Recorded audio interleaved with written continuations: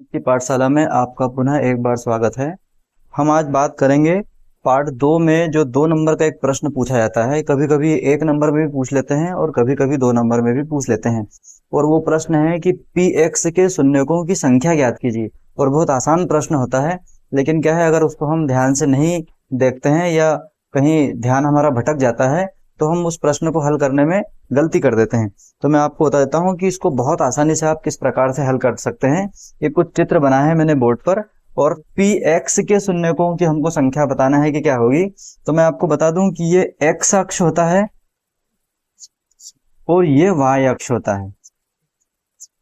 और जब भी हमसे px के शून्यकों की संख्या पूछी जाए, इसका मतलब ये है कि जो भी वक्र लाइन दी हुई है वो इस x अक्ष को जितनी जगह पर काटेगी वही उसका उत्तर होगा। तो हम देखेंगे कि ये लाइन चल रही है और यहां से यहां पहुंची, एक जगह इसने इसको कट किया, उसके बाद में ये लाइन कहीं पर भी x अक्ष को टच नहीं कर रही है। इसका मतलब इस प्रश्न में px का मान 1 हो जाएगा। तो px के शून्यकों की संख्या जो है हम ऐसा लिख सकते हैं, px के शून्यकों की संख्या 1 है। ये इस प्रश्न का उत्तर हो गया। फिर हम देखेंगे, इसमें भी ये x अक्ष है और ये y अक्ष है। हम देखेंगे कि ये जो वक्र है यहां से चलना शुरू कर रहा है।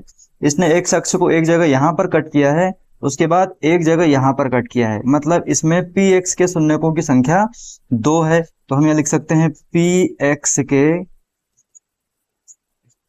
शून्यकों की संख्या 2 है। फिर हम इसको देखेंगे, इसमें x अक्ष पर एक बार यहां कट करा है, एक बार यहां किया है। 1 2 3 और एक 4। यहां लिख देंगे px के शून्यकों की संख्या 4 है। 1 2 3 4। फिर हम देखेंगे इस प्रश्न में 1 2 और 3, तो 3 जगह इस वक्र ने इस x अक्ष को काटा है। तो हम यह लिख सकते हैं कि px के शून्यकों की संख्या px के शून्यकों की संख्या 1 2 और 3 है। फिर हम देखेंगे इस वक्र ने 1 2 3 4 और 5 जगह कट किया है। तो यहां लिख देंगे px के शून्यकों की संख्या 5 है। 1 2 3 4 5। फिर हम देखेंगे कि यहां केवल टच किया है, इसने टच किया है, मतलब एक एक पॉइंट बन रहा है। तो यहां देखेंगे 1 2 3 और 4। यहां लिख देंगे px के शून्यकों की संख्या 1 2 3 4 है। कभी कभी प्रश्न इस प्रकार का भी दे देता है, जिसमें यह है कि ये x अक्ष है और ये y अक्ष है, और पूछ लेगा आपसे कि px के शून्यकों की संख्या बताइए। अब इसको हम देखेंगे तो ये x अक्ष है और x अक्ष पे ये वक्र कहीं पर भी टच नहीं हो रहा है, ये y अक्ष पर झुला हुआ है।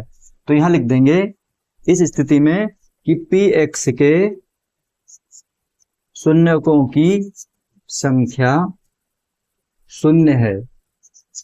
अब शून्य क्या होते हैं, बहुपद क्या है, मैं आप लोगों को सब डिटेल में इस पार्ट को शुरू करेंगे तब बताऊंगा। ये बहुत ही आसान सा प्रश्न था और इस पार्ट में से ऐसे प्रश्न पूछे जाते हैं परीक्षा में, इसलिए मैंने आपको ये प्रश्न सबसे पहले करा दिया। Thank you.